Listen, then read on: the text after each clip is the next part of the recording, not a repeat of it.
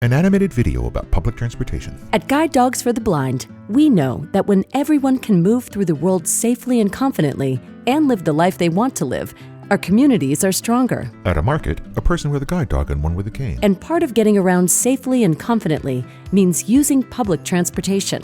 A person with a guide dog stands at a bus stop. People who are blind or visually impaired can legally bring their guide dogs anywhere the general public is allowed. People with dogs at a diner and in a taxi. Here are a few tips for making sure everyone has a good experience. First, treat a person who's blind with the same respect and dignity as you would anyone else. A bus driver waves hi as a person in guide dog board. Use a normal tone of voice.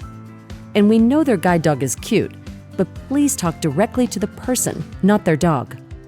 Next, remember that guide dogs aren't pets. They're highly trained and well-behaved service animals. They sit on the floors of cars and buses, not up on the seats. On a bus, a guide dog sits between the handler's legs. If you're picking someone up in a taxi or rideshare, verbally identify yourself. A driver calls out to a person with a guide dog. And it's required by law that transit agencies and operators announce all routes and stops. At a bus stop, the driver calls out the route. Ask if someone needs assistance before offering it. And avoid physically steering a person who's blind. That goes for guide dogs too. No symbols over images of unwanted assistance. It's a bit like someone grabbing your steering wheel while you're driving.